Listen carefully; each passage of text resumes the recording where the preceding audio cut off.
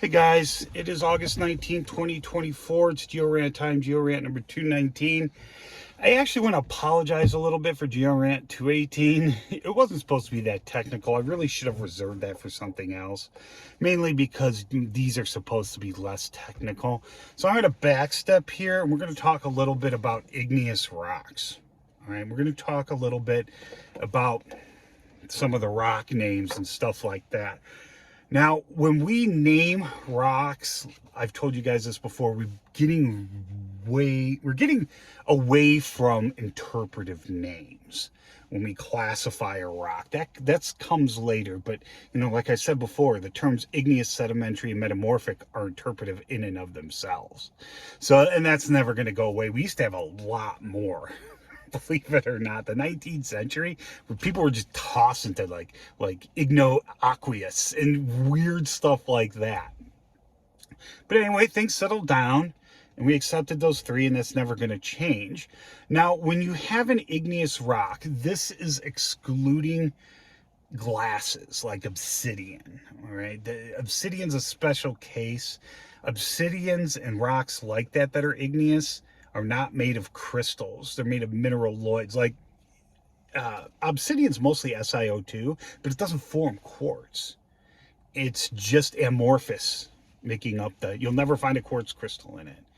All right, so we're going to exclude those, and we're going to talk about igneous rocks, which are crystalline, and that's the vast majority.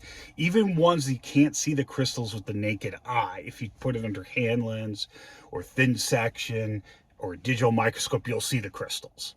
Okay, and we basically have two types of those. We have phaneritic and aphanitic. These are textural terms. Now, texture is a hard concept. It's not that easy to really understand. It took me a long time. And I've heard, and geologists will confuse you with it. They'll just toss it out. They'll say texture when they mean composition. Okay, composition is different from texture. Texture is if I have a rock in my hand and I'm looking at it, aside from color, although I guess technically you could include color and texture. When you're looking at it, it's the physical shape of the rock and what the rock is made of, like crystal size, crystal shape, grain size. And this is another thing. I've done it. My professors have done this. When talking about igneous rocks, we've used the term grains when we actually mean crystalline. Okay, so that's a problem too. And you can have granular igneous rocks, but talk for another time. But I've heard people refer to granites as, well, what's the grain shape? They're not grains, they're crystals. Anyway, that's it. All right, so phaneritic means coarse crystalline. What do I mean by coarse crystalline? There is a line for it. I'm not going to give it to you here, but you can see almost all the crystals with the naked eye. That's basically it. Aphanitic, you can't. You're going to have magnification. So these are your basic types of phaneritic and aphanitic rocks. Now, you see I have intermediate felsic, felsic, felsic, intermediate mafic, felsic. Those are compositional terms. They're not textural terms. All right. When we talk about rocks, rocks can be felsic, intermediate, mafic, or ultramafic.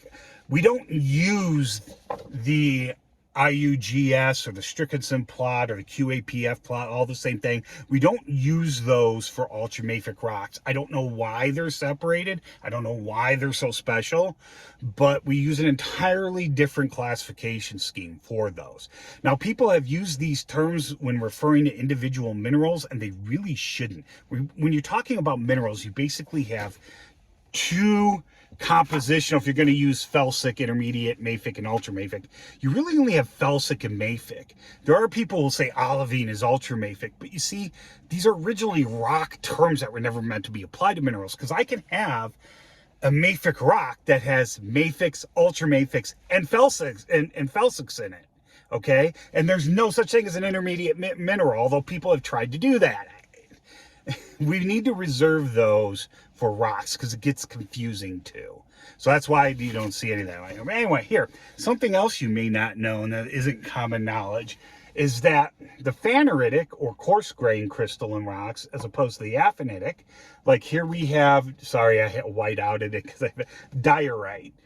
It actually has an aphanitic equivalent in its chemistry and composition and mineralogy. Okay, and that's andesite, and that's intermediate. Okay, granites and rhyolites have the same mineralogy. Tonalites and dacites, same mineralogy. Dacites actually a little more encompassing, but we'll stick with this. Cyanites and trachytes, same composition. Monzonites can also a little meh, but most monzonites and latites are the same thing chemically. Okay, gabbros and basalt are the same thing, and we've decided to use these terms instead of plutonic and volcanic because I can show you dikes that are made of basalt that are not volcanic. Volcanic implies it's been spilled upon the surface, and that is completely interpretive because, like I said, I can take you where and show you basaltic dikes and granites. Okay, so it's something we need to avoid.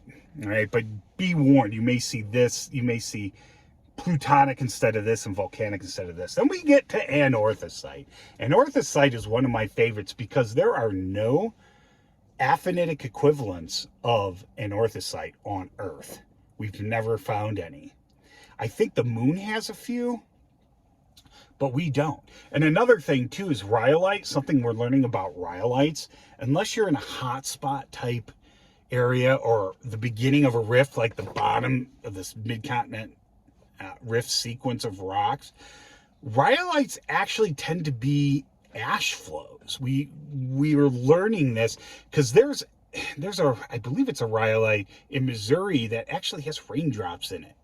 Okay, and other sort of flowing type textures, so you can get sort of sedimentary features in igneous rocks, which is kind of annoyingly complicated. But they tend to be more ash flows because it's really hard. A rhyolitic lava or magma, if you will, that has the chemical composition to make a rhyolite. A lava is going to be, when it comes up on the surface, is going to be very thick and viscous. It's not going to want to do that. They tend to stay below and hot, and other things come out. But that's not to say they don't exist. This is one of those things we're learning, and if you look under like the Baraboo quartzite, the Barron quartzite, the Sioux quartzite, the Flambeau quartzite, the Waterloo quartzite, all these purple quartzites in Wisconsin and Minnesota, what you learn is a lot of them have rhyolites under them. And one of the rhyolites is black. It's not a basalt, believe it or not.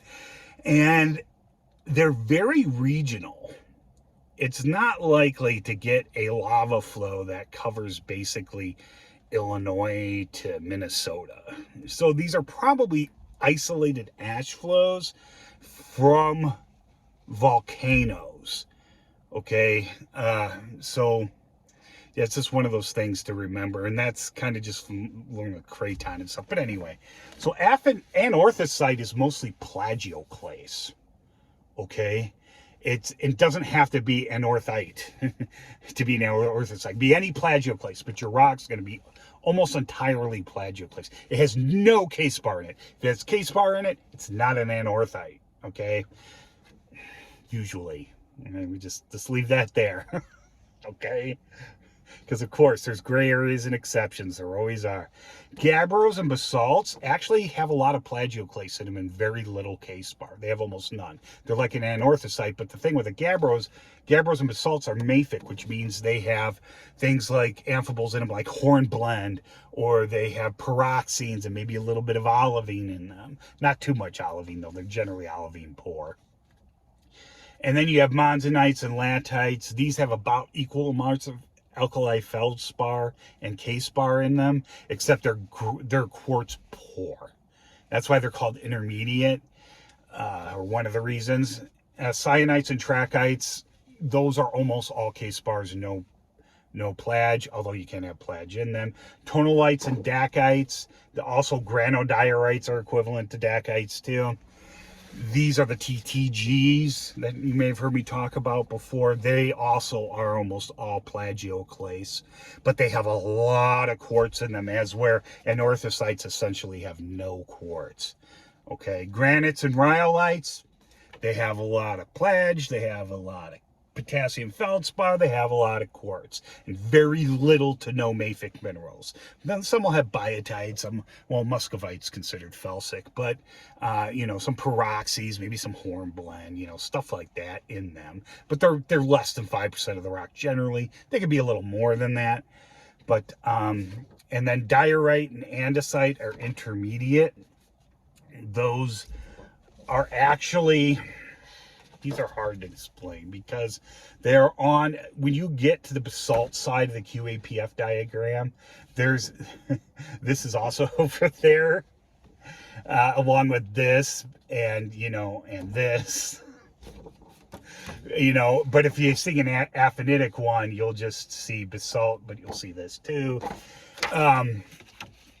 Andesites are a special class, and I don't want to get into it here because we're past 11 minutes, but I just want you guys to know, I'm sorry for doing that too detailed to you, that these phaneritic and phaneritic rocks have aphanitic equivalents compositionally and mineralogically, and they have different, you know, this is just texture, okay? But anyway, that's it. If you have any questions or comments, please leave them below, and I hope you learned something.